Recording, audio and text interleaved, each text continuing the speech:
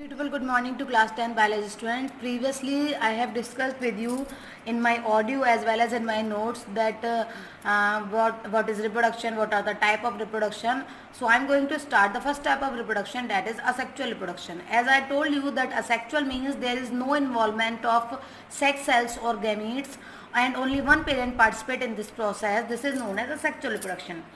Because this process occurs due to the mitosis division, so the daughter cells or the organism which are formed by this process are identical to their parents. That's why these are known as clones. So now I'm going to start the first method of asexual reproduction, that is fission. I have drawn a chart for you in the notes that how many types of asexual reproduction are there. So first is fission. Fission means splitting. It means when any organism is split into two or more than two parts to develop new organism, it is known as fission. So according to two parts are formed or more than two parts are formed, there are two type of fission: binary fission and multiple fission. As the word indicates, bi means two. It means the organism divided into two equal parts or two daughter cells. So there is example in the binary fission, that is amoeba. As we know, amoeba is a protozoa, primitive type of organism. It has a single cell which act like a complete body which can conduct all the functions of amoeba. So here we have the structure of amoeba: pseudopodia, the false legs. Two type of vacuoles are present: contractile vacuole and food vacuole is formed when the digestion occurs. Nucleus is there, cytoplasm is there. So when the amoeba start to do the fission, it is from the middle it start to form a groove. Middle में से वो एक groove एक धंसने लगता है अंदर से, and after that the nucleus, the mother nucleus या हम यह कहेंगे the parent nuclei start to divide into two daughter nuclei. This process is known as karyokinesis. As the word indicates itself, karyo means nucleus, karyon means nucleus, kinesis means division. It means the nuclei divide into two daughter nuclei. When the nuclei divide and other parts also divide, the cytoplasm of the parent cell also divide into two parts. This is known as cytokinesis. Cyto means cytoplasm, kinesis means division. And after this process, the one parent nuclei changes into two daughter nuclei or two daughter, we can say two daughter amoeba. दो daughter amoeba में वो change हो जाता है. So from the one organism, how many organism are formed? Two are formed by the splitting of this organism. So that's why it is known as binary fission. Now multiple means many, बहुत सारे parts में divide हो जाओ, हर एक part एक नया organism बना दे. So here we have the example of multiple fission, that is plasmodium. Plasmodium is a malaria causing agent which causes malaria in our body, and the carrier of this disease is female anopheles. कौन फैलाता है इस बीमारी को? Female anopheles. 12th standard में life cycle है, अगर किसी को देखना हो तो मैं वीडियो बनाऊंगी बाद में, तो देख सकते हो आप. So it has a very simple body organization. Single cell होती है क्योंकि ये भी प्रोटोजोआ है. सेल मेम्ब्रेन प्रेजेंट होती है और साइटोप्लाज्म जो है वो प्रेजेंट होता है. तो बेसिकली इसका जो साइटोप्लाज्म कंटेंट है, it start to collect into small nuclei. इसका जो साइटोप्लाज्म है वो भी डिवाइड होना शुरू करता है, उसका जो न्यूक्लियस है वो भी डिवाइड होना शुरू करता है. इट मीन्स एक तरह से कहें कि फ्री न्यूक्लियर डिवीजन होता है इसके अंदर. बहुत सारे न्यूक्लियाई बन जाते हैं and all the nuclei are surrounded by the small amount of cytoplasm. So many small daughter cells or spore like structure are formed. Now you can see I have made an additional layer over the cell membrane, that is cyst. So to provide its protection, इसको एक protection देने के लिए, इसको desiccation से बचाने के लिए एक लेयर इसको कवर कर लेती है, दैट इज कॉल्ड सिस्ट. जब ये अपने अंदर इतने सारी न्यूक्लियाई बनाती है. And when the favourable condition comes this cyst burst, जब फेवरेबल कंडीशन आती है, सूटेबल कंडीशन आती है प्लाज्मोडियम के लिए, तो ये जो सिस्ट है वो बस्ट हो जाती है and all the daughter nuclei releases to form new plasmodium, new daughter plasmodium. So from one cell many plasmodiums are formed, so that's why it is known as multiple fission. Now we will discuss the next topics, next concepts related to the sexual reproduction. Now the next is budding. As I told you that bud is an outgrowth which is produced from the parent body, जो parent body से produce होती है by the mitotic division. Parent body में mitotic divisions होते जाते हैं, जिससे एक mass of cell, एक cluster of cell बन जाता है, एक outgrowth की तरह appear होता है, that is known as bud. उसको क्या कहते हैं? बड बोलते हैं. So we have two examples of budding. दो example है हमारे पास. First is the non-green plant, non-green organism, that is a fungi जो एक तरह की फंजाई है, यीस्टी एक सिंगल मतलब एक एक्सेप्शन है ये फंजाई के केस में, ये यूनिसेल्यूलर फंजाई है जो एक केवल सिंगल सेल में की तरह होती है।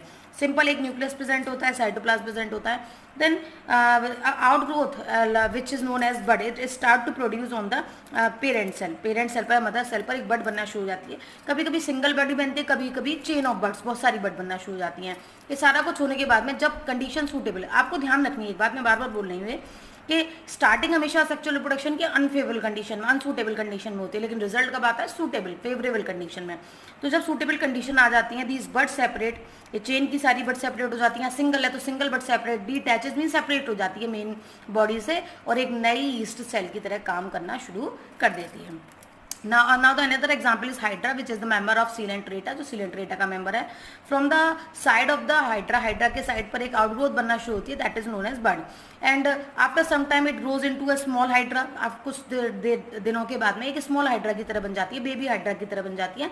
Then the suitable condition comes, जब फिर से suitable condition आती है तो ये bud या हम ये कहें कि जो small Hydra है वो detach होता है parent body से और एक नए Hydra की तरह काम करना शुरू कर देता है। So this is the budding.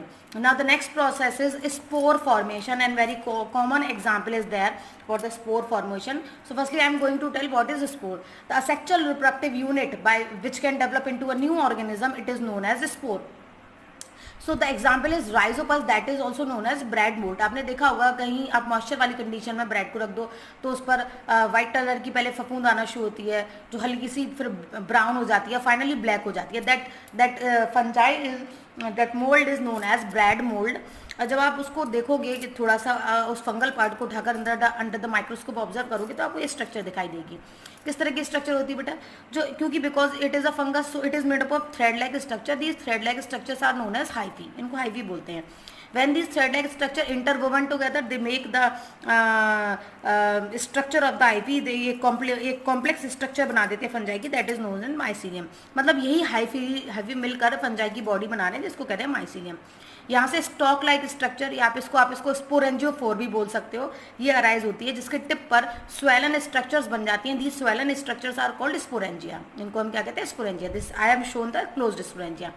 But inside this sporangia so many minute spores are present, बहुत सारे माइन्यूट स्पोर्स प्रेजेंट होते हैं।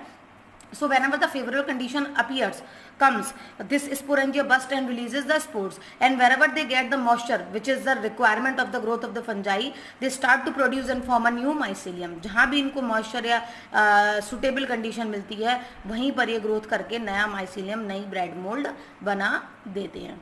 Now we will discuss next two methods also. This method is regeneration. Re means again, generation means formation.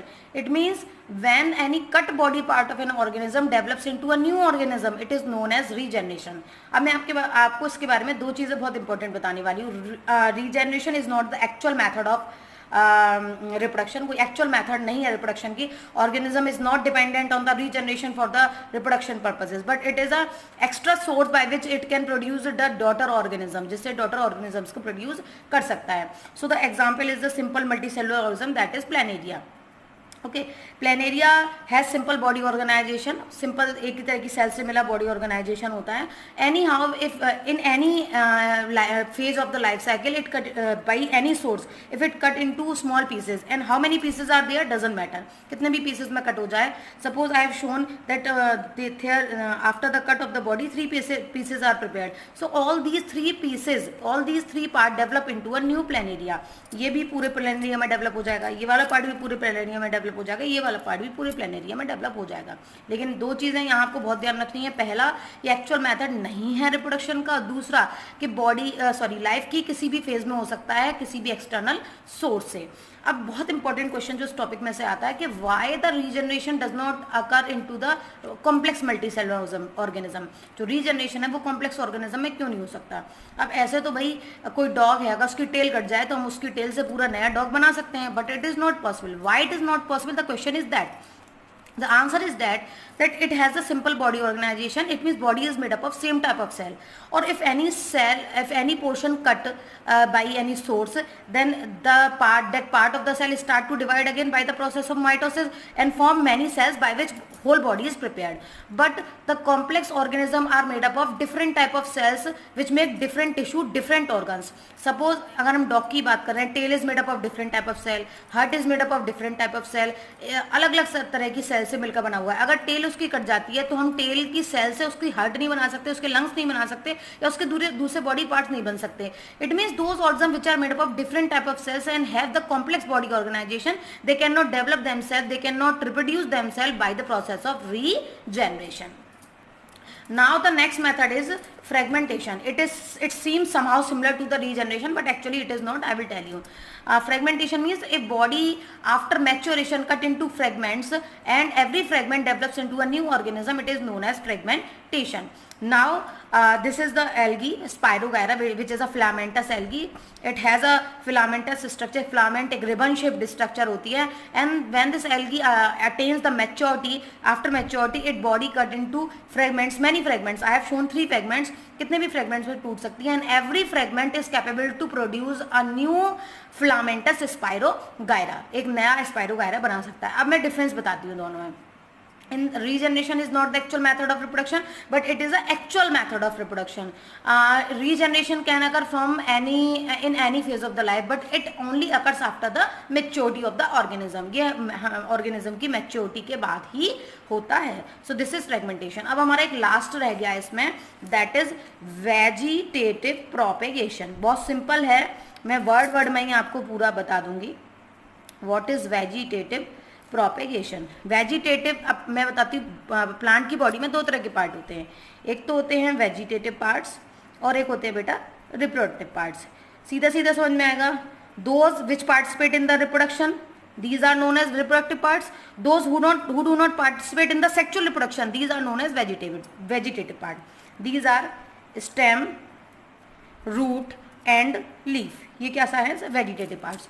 तो जब आप किसी भी vegetative part को रिप्रोडक्शन में यूज कर रहे हो, प्रोपेगेशन मीन्स डेवलपमेंट, फॉर्मेशन, ठीक है. जब आप किसी वेजिटेटिव पार्ट को यूज करके एक नए ऑर्गेनिज्म को बना रहे हो, एक नए प्लांट को बना रहे हो, this is known as vegetative propagation. And remember this thing, this method of asexual reproduction is only used in the plants के लिए हम यहाँ पर यूज कर रहे हैं. Remember this thing, whenever you are using any of these 3 parts, आप किसी को भी जब वेजिटेटिव रिप्रोडक्शन में यूज कर रहे हो तो वहाँ पर एक बड जरूर प्रेजेंट होनी चाहिए उस पार्ट में, चाहे वो स्टेम हो, लीफ हो, रूट हो, but bud must be there because the bud contains the meristematic tissue. When these tissue get the favorable condition, they start to form a new organism. एक नया organism बनाना शुरू कर देते हैं. Now I will give you example. एक example देती हूँ सीधा कि whenever there is a dry season, आपने ग्रास को देखा होगा, बिल्कुल ड्राई हो जाती है, सूख जाती है, ऐसा लगता है मर गई ग्रास. और अगर एक ही बारिश हो जाए तो वो स्प्रिंकलिंग हो जाती है उस ग्रास पर और वो फिर हरी ग्रास मतलब पूरी मैच्योर होकर तैयार हो जाती है. होता क्या है कि जब उस पर पानी पड़ता है, पानी क्या है उसके लिए एक फेवरेबल कंडीशन है, तो उसकी लीफ की टिप पर जो बड प्रेजेंट है वो एक्टिव हो जाती हैं और एक्टिव होकर नई ग्रास बनाना शुरू कर देती हैं. तो यहाँ पर वेजिटेटिव पार्ट क्या हुआ? आपका लीफ हुई.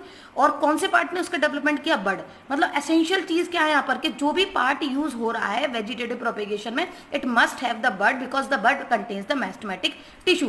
क्योंकि बड में क्या प्रेजेंट है? मेस्टमेटिक टिश्यू, जो फेवरेबल कंडीशन मिलते ही एक नए प्लांट में डेवलप हो जाएगा. और एक बहुत सिंपल सा एग्जांपल बताती हूँ. सबने देखा होगा पटेटो पर इस तरह की आईज होती हैं, है ना, जिनको हम क्या कहते हैं? बर्ड्स. आपने देखा होगा कुछ लंबे टाइम तक ये आप पोटैटो को रख लो तो उन्हीं में से जो है वो इस तरह की स्टेम्स निकलना शुरू हो जाती हैं. तो पहले क्या होता था कि सीड्स डेवलपमेंट तक का वेट करना पड़ता था कि बीज लगाए जाएं और तब जाके नया पोटैटो हो. लेकिन नाउ डेज से मतलब काफ़ी लंबे टाइम पहले से क्या करते हैं, जो फार्मर्स होते हैं वो पोटैटो को पीसेज में कट करते हैं. And it should be ensured by them, ये एंश्योर किया जाता है कि every part of the potato must have a bud. हर एक पार्ट जो वो कट कर रहे हैं उसमें एक बड जरूर हो. और ये पार्ट्स को सॉइल में लगा दिया जाता है पोटैटो के पीसेस को, और उसी से नए पोटैटो बनना शुरू हो जाते हैं. तो आपने वही देखी, पोटैटो क्या है? एक मॉडिफाइड स्टेम है. आप ये ध्यान रखना, ही बहुत कंफ्यूजन होता है बच्चों में. पोटैटो क्योंकि जमीन के अंदर होता है, it is not a root, it is a modified stem. ये स्टेम है और इस स्टेम पर जो बड प्रेजेंट होती हैं वही एक नए पोटैटो के फॉर्मेशन में हेल्प करती हैं. ऐसे ही एक और एग्जाम्पल है, आपने आप बुक में देखना वहाँ पर आपको दिखेगा एक प्लांट ब्रायोफिल्म, उस ब्रायोफिल्म की लीफ में मार्जिन्स पर छोटी छोटी बड प्रेजेंट होती हैं। तो ये बड किस में डेवलप हो जाती हैं, छोटे छोटे ब्रायोफिल्म प्लांट्स में डेवलप हो जाती हैं। अब जब इनको फेवरेबल कंडीशन मिलती है तो ये बड सरफेस पर गिरती है सॉइल पर, और सॉइल पर गिरकर एक नया ब्रायोफिल्म प्लांट बना देती हैं। अब देखो वही बात आ गई कि भाई क्या प्रेजेंट होना जरूरी है, बड प्रेजेंट होना जरूरी है, क्योंकि यही बड डेवलप करके एक नया ऑर्गेनिज्म बनाएगी। Okay, so now we have completed the asexual reproductive part. अब नेक्स्ट टाइम मैं आपको बताऊंगी आर्टिफिशियल प्रोपेगेशन मेथड, है ना, और बताऊंगी आपको tissue culture. And next time we are going to start the sexual reproduction in plants. Till then, goodbye, have a beautiful day.